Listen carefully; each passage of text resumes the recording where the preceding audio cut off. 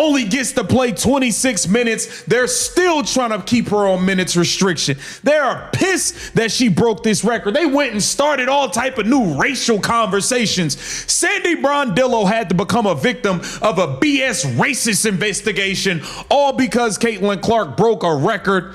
And what happened in the game today? They kept her in punishment. They iced her out. Stephanie White iced Caitlin Clark out of this game, but the Indiana Fever still found a way to win by 20 points. I am disgusted. The biggest rule of handling a team's locker room was completely broken at halftime tonight. The old way of leading the team did not just start to fall apart. It completely broke down inside the arena. While the scoreboard was showing an amazing performance on offense, something shocking was happening behind closed office doors. A superstar player who was completely tired of the strict system finally had a huge public meltdown against her own leaders. But when the teams came back out of the tunnel for the second half, everything in the arena felt different.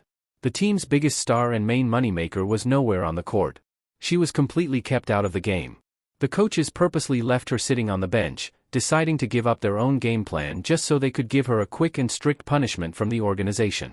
This was not a normal coaching decision. It was a desperate and unhealthy move by the people in charge to stop a player who had completely turned against the system. Right now, the front offices are completely stuck. The TV network bosses are rushing to change their broadcast plans. The idea that the whole team was united is now officially gone. The moment she stood up for herself at halftime, she did not just question being taken out of the game, she completely destroyed the old leader's control over the team. To truly understand how scared and worried the media is right now, you have to look at how badly the coach's story completely fell apart. For months, the old sports media leaders had been trying to create a clean and company-friendly story to keep the rookie star completely under control. They wanted her to stay inside the rules. They wanted her to follow the script that had already been approved. They used friendly media stories to explain why they kept taking her out during the biggest moments of games, saying it was because of managing her playing time and making defensive changes. Is the Clark Show. I gotta give the people what they want, and I'm not coming out of this game. Caitlin Clark finally stepping up and standing up for herself against this sabotage coaching staff, against this sabotage organization, and refused to come out in the fourth quarter when she surpassed her minutes restriction. We got to get into it, man. Welcome to Keep the Vision. Make sure you like, comment, subscribe, share the channel, hit the bell notification, hype the video. That'd be greatly appreciated. Let's get right into things. So Caitlin Clark was slotted to come out at the 25-minute mark, and she refused. Okay, and it's comments like this that let you know that Iowa CC, that demon, that killer, is still in there. Okay, let's get to this quote real quick before we get to the footage of what she had to say. She said, "I know what I'm capable of, and I know what this team is capable of, and it's my job to help us win and be the best team in the WNBA, and I don't think we're there yet, so it's my responsibility to help us get there, so we'll keep working." Caitlin Clark understands fully that she is capable of going into GOAT mode, God mode, at any given moment. All she needs is Stephanie White to get the hell out the way and Kelsey Mitchell to play her role off ball and pass the ball every once in a while. But tonight, that whole public image completely fell apart on live TV. The real truth about the fight inside the locker room came out into the open for everyone to see. The coaches sat on the bench looking completely shocked and embarrassed as the fans in the arena started loudly turning against them. The control they had carefully built over the team was completely broken by a player who refused to let an insecure group of leaders control her.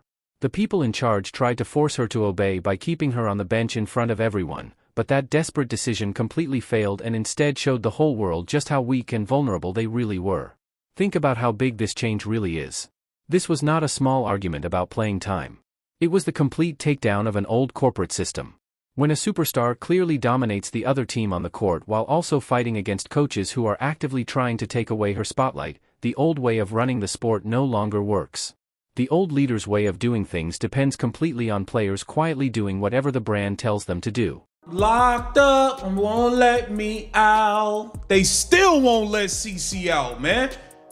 Kennedy Carter, you said Becky Hammond had shackles on you. They got real handcuffs. Free Caitlin Clark. I had a feeling that after that 45-point, 10 assist, record-breaking, iconic moment, something that never happened in the league, I smelled something fishy. I knew something shady was about to happen. Caitlin Clark only gets to play 26 minutes. They're still trying to keep her on minutes restriction. They are pissed that she broke this record. They went and started all type of new racial conversations. Sandy Brondillo had to become a victim of a BS racist investigation, all because Caitlin Clark broke a record. And what happened in the game today? They kept her in punishment. They iced her out. Stephanie White iced Caitlin Clark out of this game, but the Indiana Fever still found a way to win by 20 points. I am disgusted with Stephanie White and how she benched Caitlin Clark at the end of every quarter. Ridiculous. We're going to get into all of it. Welcome to Keep the Vision. Make sure you like, comment, subscribe, share the channel, hit the bell notification, hype the video. But the real money and numbers clearly show that the brand is nothing without the one special player who is pushing the whole sport and its culture forward. The people in charge had no idea how to deal with everything that happened next. They tried to tightly control the story during the interviews after the game, but the things they said sounded completely empty and unconvincing. Music, the players' defiance in the locker room has already started a huge chain reaction that is spreading across the entire sports world. By deciding to completely go against the system and having a public outburst at halftime, she sent a strong and unforgettable warning straight to the highest people in the company offices. You do not own my talent. You cannot control my impact. And you will never make me stay silent while your weak egos keep trying to damage my career. Out if they would have tried to pull me out. She wasn't going for it. This is Caitlin Clark standing on business, giving them that look. I don't give a damn what the minute. It say 25 minutes up there on the Jumbotron. I dare you to sub me out. I'm going to cuss all of y'all out on this sideline. Y'all thought I made news with the referee. Y'all thought I went off on the referee. Sub me out of this game because of a minutes restriction and see what I do to y'all on this sideline. We'll really make some headlines around this motherfucker. Well, I told Steph at halftime, like, I felt really good and I didn't want to lose this game. And,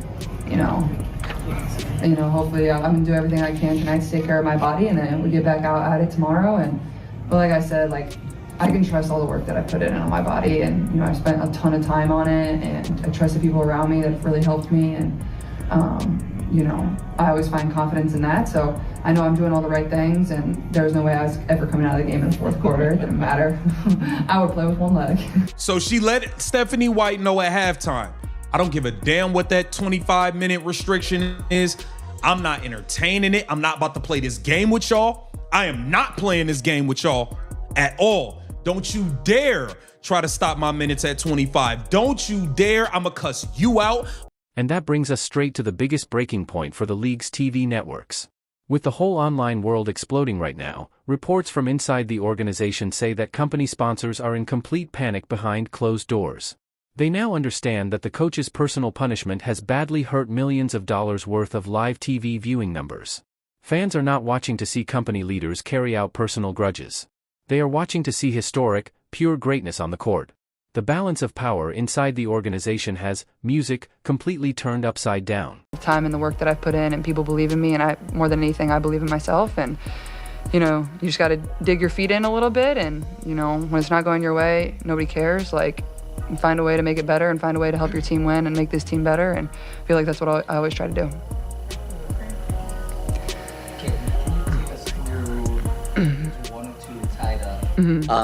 You're kind of scrambling a little bit as the shot clock's kind of falling down. They got a deflection, circled back towards half court and kind of went up. Can you take us through that? I think that was your 41st point to kind of go ahead that whole play. Yeah, obviously we had the ball with the game tied, and they kind of blew up our ATO. Like, they played good defense and, got a good tip on the ball, and I was able to chase it down and then get the deflection, which I don't know if I got her on the arm or if it was clean, but I'm not sure the ref was in a position to make the call. I think it was pretty clean. I don't know, but just tried to make a good play on the ball, and then obviously coming back down, I was trying to get the ref to inbound it faster. Like, I wanted to play fast. I didn't want them to set their defense, and then obviously, like, I think that's almost an easier situation for myself, playing kind of in transition rather than having to diagram something on the sideline ATO-wise, where, I can, like, just kind of little freestyle it a little bit more, and that's kind of what I did. And she made a couple good plays on the ball, got a couple deflections, and I kind of got her out of position a little bit. Don't get discouraged. Just keep going. Top legal teams are already checking the exact details of these multi-million-dollar broadcasting contracts, looking for every possible way to take control away from the old management. The old system spent many years building a strict wall around its athletes, believing that the organization itself was the real prize, but tonight revealed the full and honest truth. The old system has completely lost its value without the cultural superstar who is attracting all the attention. The people in charge are under huge pressure because they know they have absolutely no power left to control this historic takeover.